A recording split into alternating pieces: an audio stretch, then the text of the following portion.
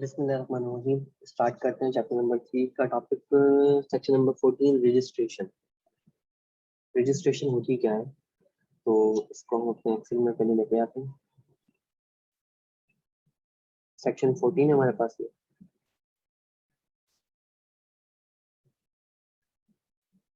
GIS TRADION registration. ठीक है, ये रजिस्ट्रेशन होती क्या है? रजिस्ट्रेशन फॉर एग्जांपल अगर आपको टैक्स के लिए, अगर आपको फॉर एग्जांपल आप टैक्स के इन बंदों में शुमार होते हो, तो आपके लिए रजिस्ट्रेशन क्या है? लाजमी है। आपके लिए रजिस्ट्रेशन क्या है? लाजमी है। Means every person engaged in the making taxable supplies in Pakistan, including zero-rated supplies, zero-rated supplies in the course or the furtherance of any taxable activity carried on by him, falling in any of the following category, if not already registered. He is required to be registered under this act, namely. Means अगर बंदे को for example taxable supplies अगर वो बना रहा है, उसको अपना इनपुट टैक्स क्लेम करना है, तो उसके लिए लाजमी है कि वो क्या करवाए? रजिस्ट्रेशन करवाए, इंक्लूडिंग जीरो रेटेड सप्लाईज। कि वो जीरो रेटेड सप्लाई अगर कर रहा है तो उस पर आउटपुट टैक्स को लेट से 0% चार्ज कर रहा है, मीन्स कोई भी चार्ज नहीं कर रहा, लेकिन उसको अगर इनपुट टैक्स क्लेम करना है तो उसके लिए भी क्या है? रजिस्ट्रेशन लाजमी है। अच्छा भाई, अब वो कौन कौन सा, अगर एग्जाम गुड अगर लेट से कोई एग्जाम गुड सप्लाई कर रहा है, exam good good good good exam good कौन सा हमारे पास?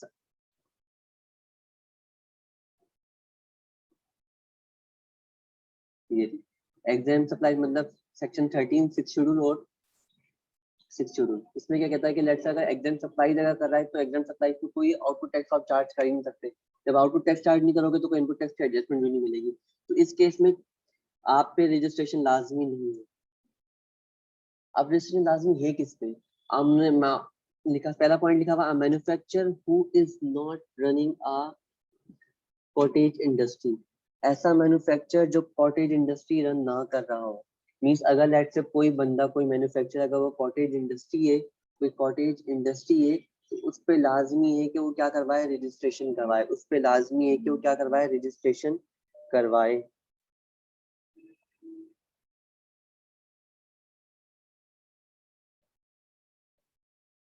ठीक है, कॉटेज इंडस्ट्री वो है जिसपे क्या लाजमी है कि आपने वो क्या करवाए? अपना रजिस्ट्रेशन करवाए। अब कॉटेज इंडस्ट्री क्या होती है ये हम लोग पहले भी पढ़ चुके हैं स्टार्ट में, बिल्कुल जब हम लोगों ने पढ़ना स्टार्ट किया था सेल्स टैक्स। तो कॉटेज इंडस्ट्री की डेफिनेशन वगैरह हम यहाँ से देख लेते हैं।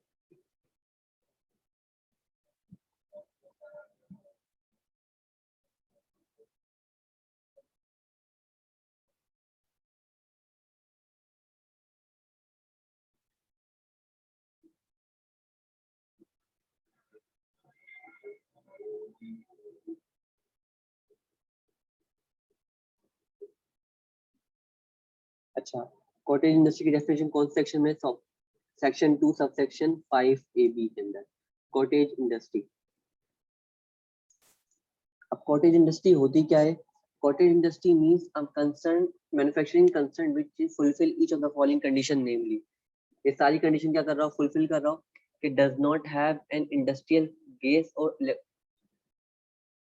अच्छा, does not have an industrial gas और इलेक्ट्रिसिटी कनेक्शन। इसके पास इंडस्ट्रियल का या गैस और इलेक्ट्रिसिटी कनेक्शन ना हो, वो कॉटेज इंडस्ट्री कहलाएगी।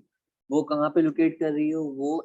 वो रेजिडेंशियल एरिया में क्या कर रही हो? लोकेट कर रही हो। वो रेजिडेंशियल एरिया में क्या कर रही हो? लोकेट कर रही हो।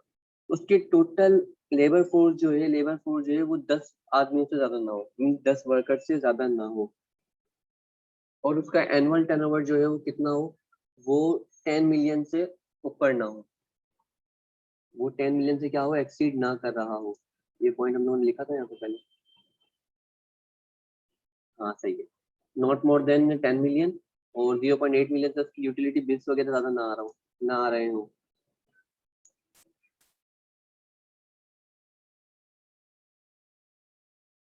वो यूटिलिटी बिल्स वाली बात उन्होंने काट दी है। तो अब क्या है हमारे पास? नॉट एक्सीडिंग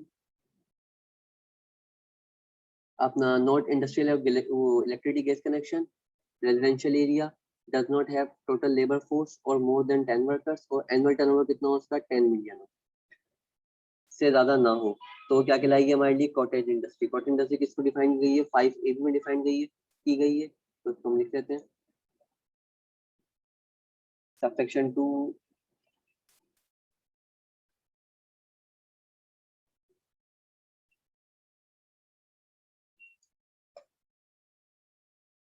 5A-B में डिफाइन की गई है क्या चीज, कॉटेज इंडस्ट्री, कॉटेज इंडस्ट्री, ठीक है। उसके बाद अगर डेफिनेशन पढ़ रहे हैं तो एक डेफिनेशन और पढ़ लेते हैं हम लोग।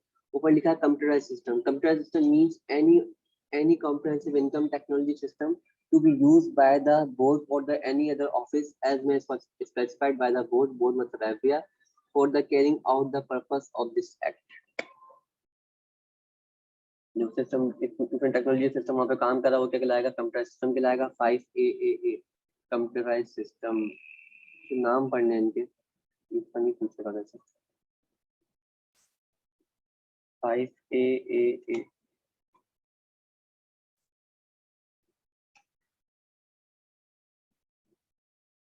computer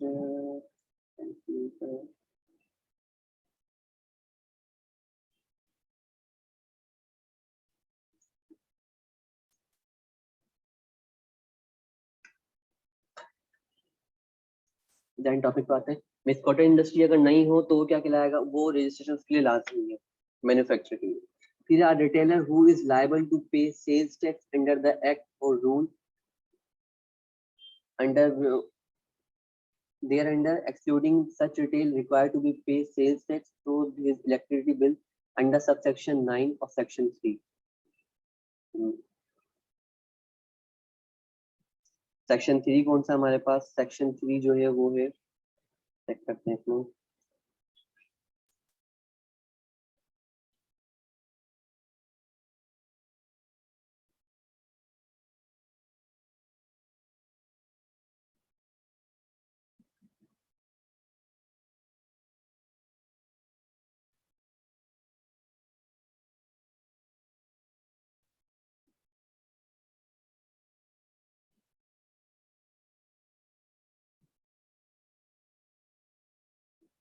अच्छा ये पढ़ लेते हैं।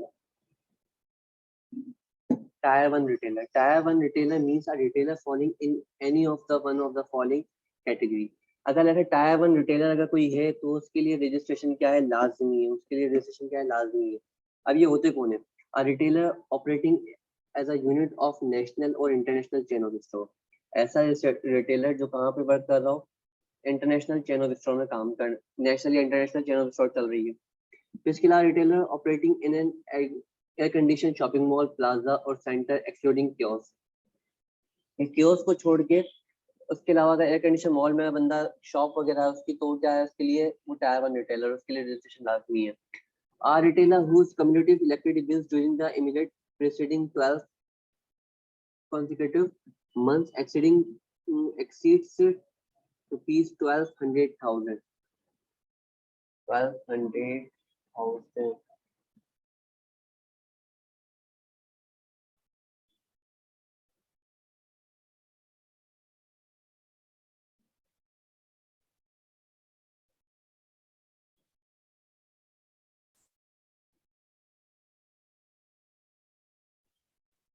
तो इसका मतलब है कि 1.2 मिलियन के बिल से एक्सीड ना कर रहा हूँ।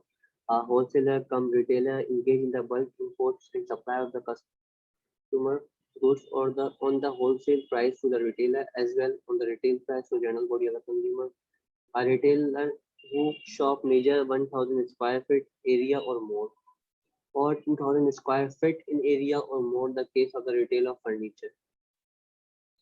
अच्छा, अब रिटेलर की शॉप वगैरह हो कितने बड़ी हो, मतलब मेजर कर रही हो 1000 स्क्वायर फीट एरिया से, वो 1 फीट स्क्वायर फीट हो या उससे ज्यादा हो, 1000 स्क्वायर फीट, 1000 स्क्वायर फीट या उससे ज्यादा, या 2000 square feet in area or more in the case of furniture.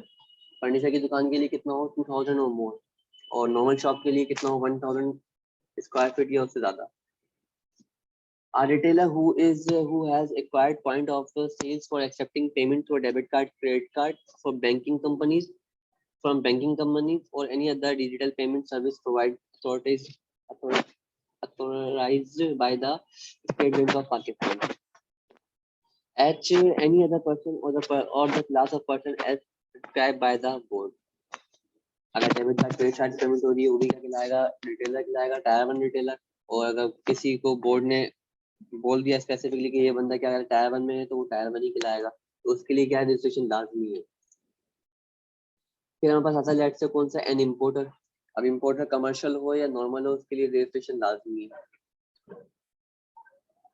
An export हुए इंटेंट, अच्छा ऐसी एक्सपोर्ट जो हम क्या कर रहे हैं, एक्सपोर्ट्स जो है वो एक्सपोर्ट्स क्या करते हैं हम लोग जीरो डेट पे टैक्स कर रहे होते हैं, तो इनके लिए क्या है हमारे लिए लाजमी है कि हम रजिस्टर्ड हो ताकि हम अपना इनपुट टैक्स क्लेम कर सकें। आ होलसेलर, डीलर और distributor, a person who is required under the federal law or provincial law to be registered for the purpose of any duty, tax collected or paid, any other thing।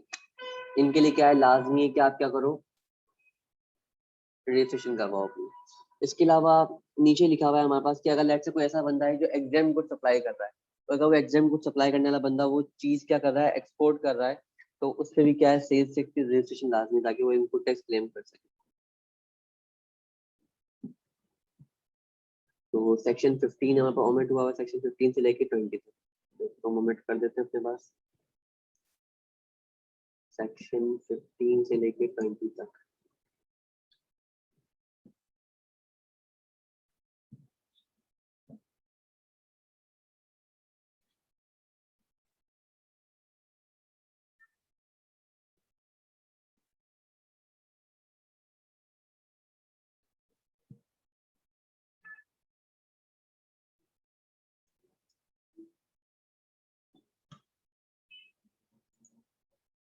Section 15 से लेके 20 तक।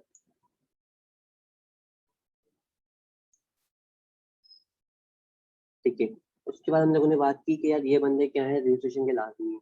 अब कुछ ऐसे बंदे होंगे जो रजिस्टर्ड तो होंगे लेकिन वो अपना इनपुट टैक्स क्लेम नहीं कर सकते, वो इनपुट टैक्स अपना क्लेम नहीं कर सकते। अब वो ऐसे कौन से बंदे, तो ऐसे बंदों के नाम हम पढ़ते हैं तो हम डिफाइन करेंगे सेक्शन नंबर 8 के अंदर। Tax credit not allowed it, tax credit not allowed it, अगर ये बंदे हैं तो इन पे टैक्स क्रेडिट अलाउ नहीं है। Section 8, section 8 tax credit not allowed it, इसको हम ब्रैकेट में बोलेंगे नेगेटिव लिस्ट ताकि याद रहे हमें। नेगेटिव लिस्ट हम पढ़ चुके हैं ऑलरेडी, लेकिन दोबारा से रिवाइज कर लेते हैं, गो थ्रू करते हैं इसका। अच्छा भाई, वो बंदे क्या कर सकते हैं, इनपुट टैक्स क्लेम नहीं कर सकते। In of the following cases are registered person is not entitled to reclaim or deduct his input tax. कब होगा, supply of exempt good and services, अगर एक बंदा सप्लाई एग्जाम गुड कर रहा है तो भले वो रजिस्टर्ड ही क्यों ना हो वो अपना इनपुट टैक्स क्लेम नहीं कर सकता। फिर उसके बाद good and services not related to taxable supplies और रिक्वायर्ड फॉर पर्सनल और नॉन बिजनेस यूज। ऐसा बंदा जो क्या करना है पर्सनल यूज के लिए ले रहा है या नॉन बिजनेस यूज के लिए, तो वो क्या है हमारे लिए वो भी अपना इनपुट टैक्स क्लेम नहीं कर सकता। जैसे एग्जांपल लिखी हुई है, tissue paper was a tissue paper purchased by a manufacturer for his own use. In this case, he will a direct customer of such good he cannot claim, who cannot claim input tax. अब एक manufacturer है जो tissue paper खुद बनाता है, अब अगर late से वो अपने काम में यूज में ले रहा है, फॉर एग्जांपल ऑफिस पर्पस के लिए यूज में ले सकता है वो, तो इस पे वो इनपुट टैक्स क्लेम नहीं कर सकता क्योंकि वो टिश्यू पेपर के लिए क्या बन चुका है, एंड कंज्यूमर बन चुका है। 3 पॉइंट के लिखा हुआ है sales tax on services in respect of which input tax adjustment is barred under the respective provisional sales tax law.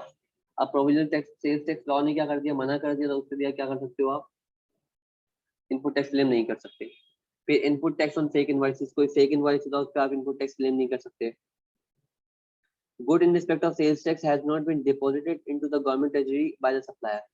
अब अगर लेट से आपने सेल्स टैक्स पे किया और आपके पीछे सप्लायर ने क्या किया, सेल्स टैक्स पे नहीं किया, तो भी आप क्या कर सकते हो, इनपुट टैक्स क्लेम नहीं कर सकते। लेकिन प्रोविजनल बेसिस पे हम क्या कर देते हैं, इसको अलाउ कर देते हैं टैक्स वाले। फिर लिखा है purchase in respect of discrepancies indicated by the CREST. CREST ने क्या कर दिया, इंडिकेट कर दिया कि यार आप जो है कोई ना कोई मसला हो रहा है आपके साथ, तो आप क्या करो, इस पे इनपुट टैक्स क्लेम नहीं करने देगा। क्रिस्ट होता क्या है, computerised risk based evaluation of sales tax. CREST को सेक्शन कौन सा है क्रिस्ट का, क्रिस्ट सी,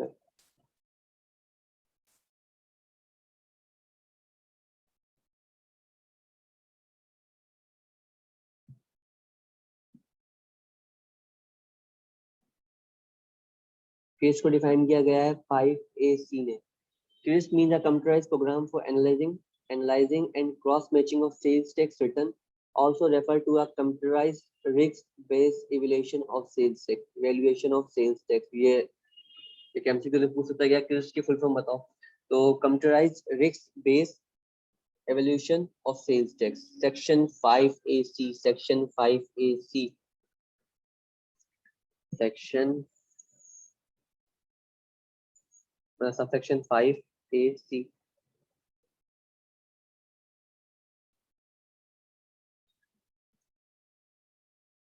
CRES computerized. ये मैं भी भूल जाऊंगा तो मैं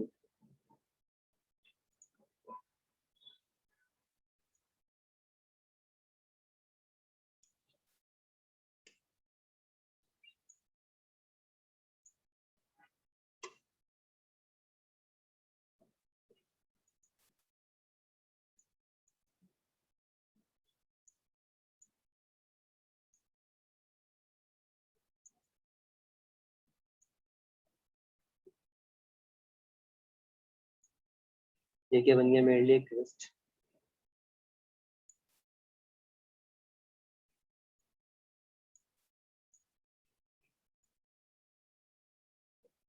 CREST क्रिस्ट.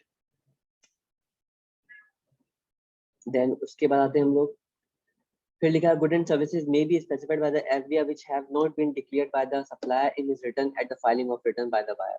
वही ऊपर जो बात करी हम लोगों ने कि सप्लायर ने अगर उसको नहीं इंडिकेट किया तो आपको लाजमी कि आप नहीं कर सकते, लेकिन प्रोविजनल बेसिस पे हम क्या करते थे, इसको टैक्स वाला अलाउ कर देता है.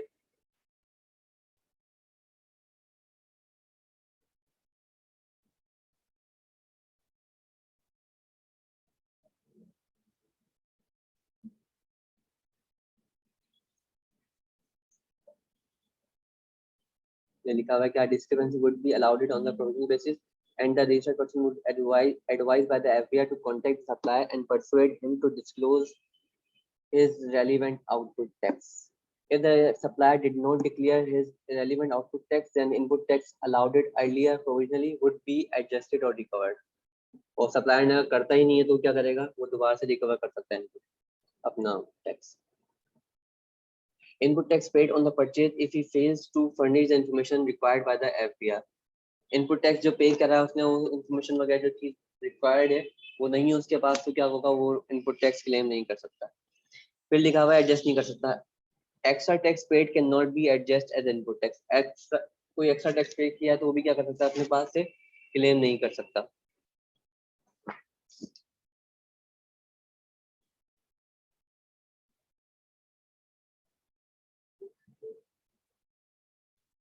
अच्छा, ये एक्स्ट्रा टैक्स वाली बात किसने करी है? एक्स्ट्रा टैक्स वाली बात कर रहा है सेक्शन 3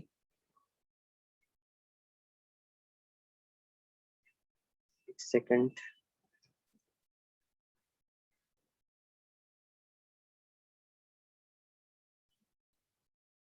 अब सेक्शन 3 का सबसेक्शन 5 कह रहा था फेडरल गवर्नमेंट में in addition to tax levied under the section subsection 1 वगैरह levy on collection of tax not exceeding 17% of the such goods or the class and on the such person or the class of person in mood manner time subject to any condition as it prescribed rule by prescribed. Means कोई भी अगर extra tax अगर कोई late से ले रहा है for example, तो वो क्या कर सकता है, इनपुट टैक्स एडजस्टमेंट नहीं कर सकता. तो एक्स्ट्रा टैक्स वाली बात कहाँ गई है? सब सेक्शन 5 के अंदर सेक्शन 3 के. सेक्शन 3 था हमारे पास. सेक्शन 3 का सब सेक्शन नहीं, सेक्शन 3 का सब सेक्शन 5 है. Sorry,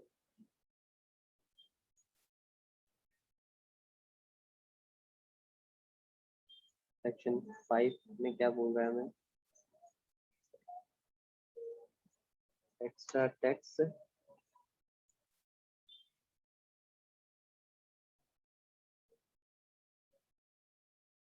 can't be adjusted.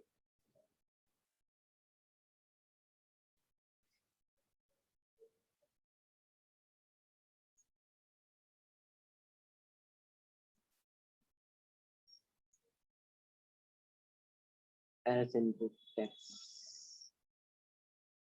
As input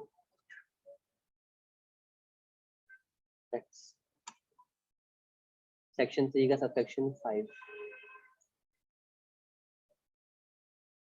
फिर उसके बाद हमारे पास ये कि vehicle other than stock in trade. अब व्हीकल जो है स्टॉक इन ट्रेड के अलावा है तो उस पर भी क्या कर सकते हैं, इनपुट टैक्स क्लेम नहीं कर सकते आप। लेकिन अगर फोर लिफ्टिंग व्हीकल है तो उस पर क्या करते हो, वो आपको समझो एक तरीके से मशीनरी काउंट होगी, तो उस पर आप क्या करते हो, अपना इनपुट टैक्स क्लेम कर सकते हो। बिल्डिंग मटेरियल है, लेट्स से इतना सीमेंट है, पेंट्स है, इलेक्ट्रिसिटी, गैस अप्लायंसेस है, pipelines and sanitary fittings etc, इस पे आप क्या कर सकते हो, इनपुट टैक्स क्लेम नहीं कर सकते otherwise then stock in trade को छोड़ के। लेकिन अगर लेट्स से आपने प्री फैब्रिकेट बिल्डिंग ली है, अगर कोई बनी बनाई बिल्डिंग आप परचेज कर रहे हो, जैसे आजकल चल रही है बाहर मुल्क में, तो बनी बनाई बिल्डिंग आती है, खाली नेट पर टाइट करो तो आपकी बिल्डिंग तैयार। तो इस केस में वो जो उस पे जो इनपुट टैक्स पे किया होगा वो आप क्या कर सकते हो, क्लेम कर सकते हो। फिर लिखा हुआ है input imports or purchase of agriculture machinery subject to sales tax at reduced rate section under 8 schedule. 8 schedule में जो रेट लिखे हुए हैं उसके हिसाब से क्या कर सकते हो आप लोग अपना अपना अपना अपना एडजस्ट कर सकते हैं, मतलब वो क्लेम कर सकते हैं 8 शेड्यूल में जो लिखा हुआ है। फिर लिखा हुआ है हमारे पास से एनी 8 शेड्यूल को भी हम यही कवर कर लेते हैं।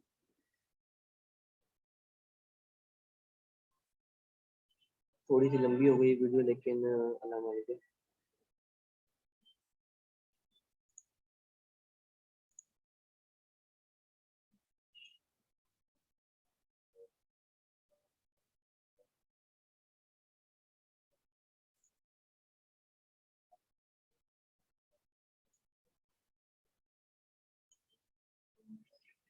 बाकी जो स्पेसिफाइड आइटम कर दी हैं उस पे भी क्या होगा, इनपुट टैक्स क्लेम नहीं होता, जैसे फूड बेवरेजेस गारमेंट्स कंजम्पशन और entertainment gift give away including diaries calendars, diary calendars वगैरह जो आपने दी है उस पे भी आप क्या क्लेम नहीं कर सकते।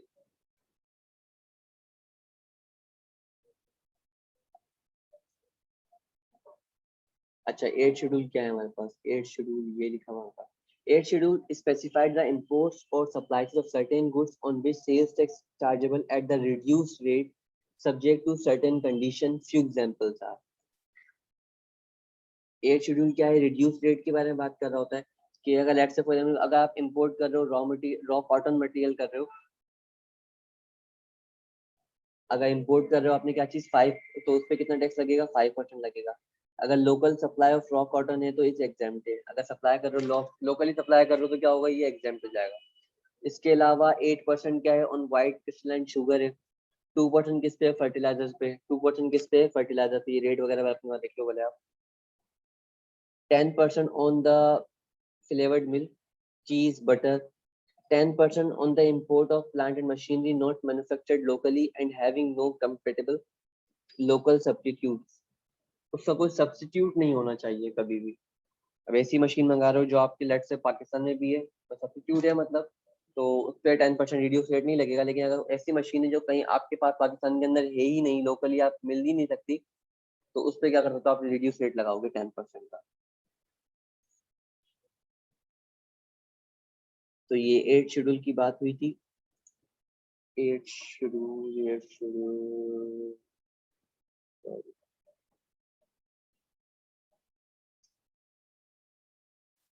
1 2 3 4 5 6 7 8।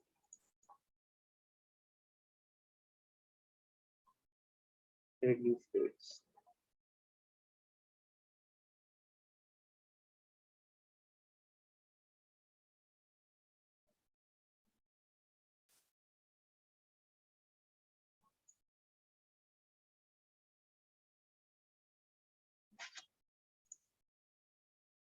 तो यहाँ तक हम लोगों ने बात कंप्लीट करी।